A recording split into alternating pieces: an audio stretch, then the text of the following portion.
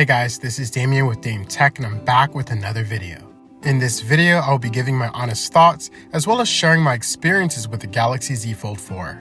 I bought this device in August last year, so I've officially been using this phone for almost 5 months. Now, one of the biggest reasons I bought this phone was due to the hype this device received within the tech community. However, my experiences haven't always been the greatest. I know my experiences and honest opinions may not translate to everyone who desires a foldable phone, but I do hope this video is helpful and eye-catching for those with no fold experience and interested in this device.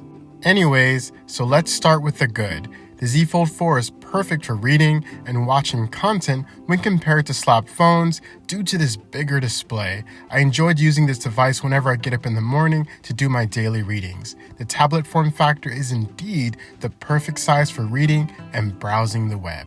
As for productivity, the Fold 4 isn't necessarily groundbreaking, but definitely still good in certain multitasking cases.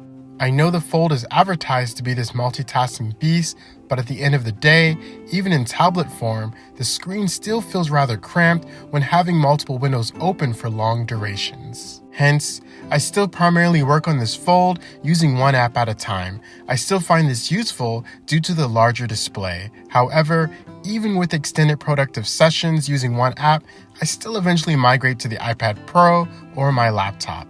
Last but not least, the Fold 4 is actually quite durable than what I initially thought. I have dropped this device twice when the device was closed. Now, if you drop this device when open and it falls directly on the inner display, then yes, the screen will easily break as the display is a thin layer of glass, but mostly soft plastic. As most of you probably know by now, all it takes is a fingernail to destroy the inner display. Anyways, I only advise using tablet mode when stationary, but again, as you can see, the Fold 4 is still in very great condition. Now, let's talk about the not so good. I want to first start off with my gaming experience, as Samsung continues to advertise this phone as a gaming device when in fact, my experiences have been completely different. For example, the Galaxy Z Fold 4 is horrible when it comes to competitive mobile gaming, as the inner display has a 21.6 by 18 aspect ratio, which is almost a square for every game. This indeed limits field of view and creates major disadvantages, as you can see. Second is the glass plastic display, which makes touch controls very difficult and at times can cause you to miss shots or inputs. Plus, the soft display forces me to be delicate with the amount of pressure being applied to the screen while playing. All in all, the Fold is definitely more suitable for light gaming, which in my opinion is false advertisement when seeing many tech reviewers and commercials say otherwise. Now, similar to my gaming experience, I've also noticed on popular apps like YouTube, Twitter, and so forth, the aspect ratio is also very bad. As you can see, when compared to a standard slab phone, I'm actually able to see more content or information despite the Fold 4 having the bigger display. I've noticed that many apps are either enlarged to fit the Fold's display or cropped to a 19:5 slab phone aspect ratio instead of scaling the app natively to show more content that would be found on a typical tablet. Another issue is the outer display. Based on my experiences, the outer display is just horrible.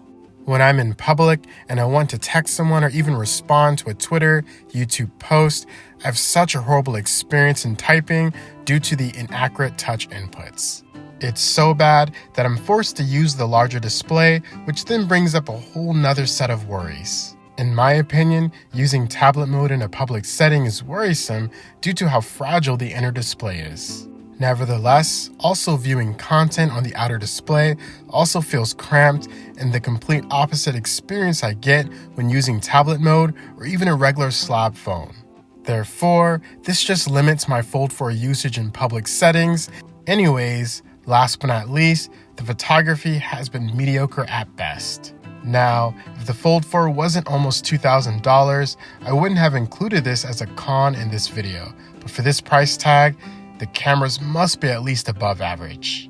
Now, for those who are Samsung camera enthusiasts, before you jump to any conclusions, my camera experience will naturally be different than someone who is lighter skinned. I found Samsung's, but more specifically the Fold 4's image processing, to be very aggressive on darker skin tones. So aggressive in whitening darker skin tones to where I find myself 80% of the time unable to take a quick photo of myself or daughters when using this phone.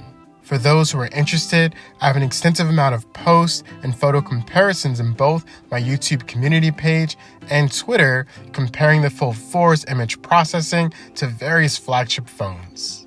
In conclusion, the Galaxy Z Fold 4 just really isn't worth the price tag when considering all the cons. Especially in certain countries like the US, where you can buy an iPad Pro M2 and iPhone 14 Pro version for the same price tag, or you could even pick up an S22 Ultra and Tab S8. Anyways, with the amount of issues and the high price tag, I don't advise regular consumers to buy this phone. Now, for those tech enthusiasts and collectors, the Fold 4 might just be what you're looking for. But at the end of the day, like I mentioned earlier, this is simply my opinion and experiences with the Fold 4. Now, whether you agree or disagree, I'd love to read your thoughts in the comments below. With that being said, thanks for watching, and see you all next time.